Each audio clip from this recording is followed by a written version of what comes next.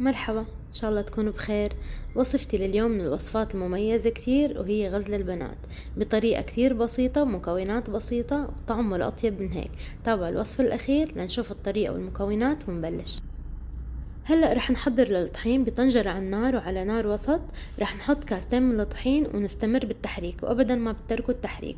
أنا بدي أحمص شوي الطحين لأنه إذا استخدمتوه وهو ني ما بيطلع طعمته طيب أبدا. رح أضلني أحرك لحتى تحسوا إنه طلعت ريحة الطحين، أو إنه تحسوا هيك أخذ لون يعني قريب على الحليب الناشف، يعني شوي صغيرة مو كتير. يعني بتلاحظوا، ما بعرف إذا الكاميرا عم تبين لكم، بس هو لازم إنه يتغير شوي لونه مو كتير. وبس حمصته شوي. رح انخله، كتير مهم انه تنخلوه. وانا نخلته هيك، فردته بالصينية مشان يبرد اسرع، ورح اتركه لحتى يبرد. وهلأ بمقلاية على النار رح انزل كاسة من السكر، ونص كاسة من المي، ومعلقة كبيرة من عصير الليمون، ورح اتركهم على النار وسط. وبس يبلشوا يغلوا من قلبهم هيك شوي على الخفيف لحتى ياخدوا لون ذهبي فاتح. ما بدي اياه ياخد لون كتير غامق، بس يعني يوصل لمرحلة انه يكون لونه اشقر فاتح. وهلأ بفرجيكم اللون. شايفين هذا اللون؟ شلون بنعرف انه صار تمام؟ بزبدية فيها مي باردة كتير بنحط نقطة منه. اذا كمش حاله وصار هيك يمط، هلأ بفرجيكم اياه شلون بيكون. اذا كان هيك قوامه معناته بتطفوا النار دغري، اما اذا داب بالمي معناته بيكون بده شوي تانية على النار. هيك صار تمام، شايفين؟ دغري بطفي النار.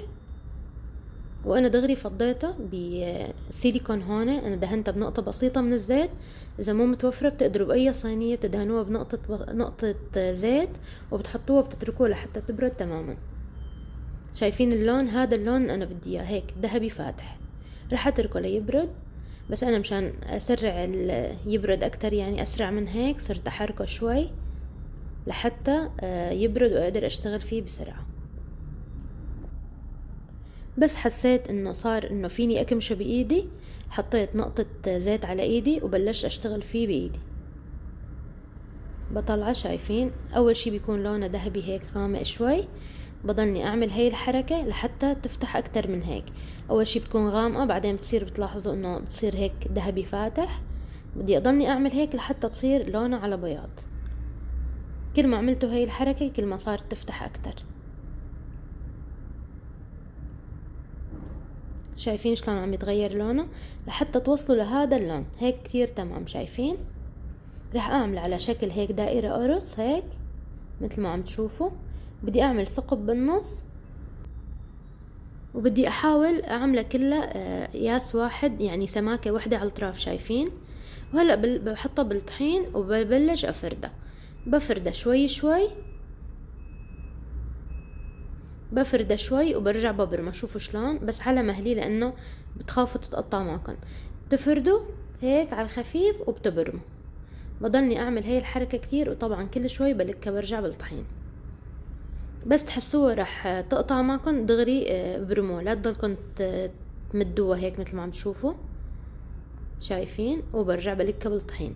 هذا الوقت هو طويل شوي، ما حبيت اقصره او اسرعه اكتر من هيك، مشان يعني تحضروا كل الخطوات وتكون مبينة واضحة عليكم. شايفين؟ بفرده وببرم. بضلني اعمل هاي الحركة لحتى تصير شكلها مثل الشعر هيك خفيف كتير. هلا بفرجيكم اياها.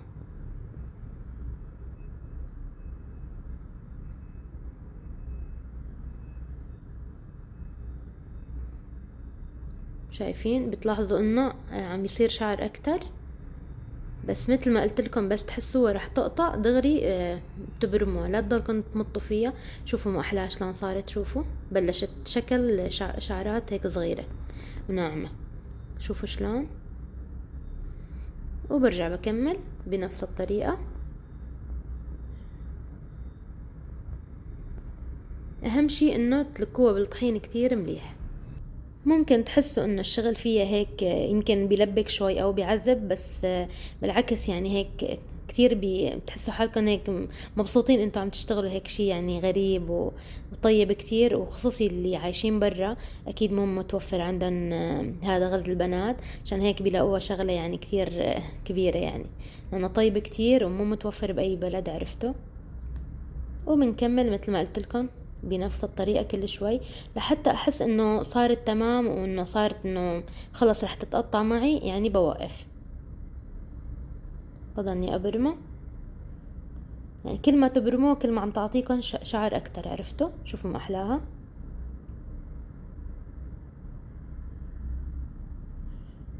هلا بتوقع انه هيك تمام، رح ابلش اشتغل. بصير اقطع منهم حسب الحجم اللي انا بدي اعمله وببرمن. فيكن تحشون باي نوع من المكسرات، بس انا حبيت اتركن هيك مثل ما كنا ناكلن قديم.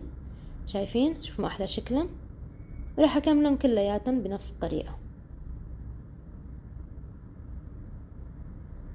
هيك بعد ما خلصت، طبعا هدول مو هن كل الكمية، بعد في كمان تركتن على طرف، رح ازينن شوي بفستق حلبي. وهيك وصفتنا بتكون صارت جاهزة. شوفوا ما احلاهم، اطيب غزل البنات. وهيك بنكون وصلنا لنهاية الفيديو. بتمنى من كل قلبي الفيديو يكون عجبكم. اذا عجبتكم الوصفة لا تنسوا تشتركوا بالقناة واللايك والشير. بشوفكم فيديو جديد. باي باي.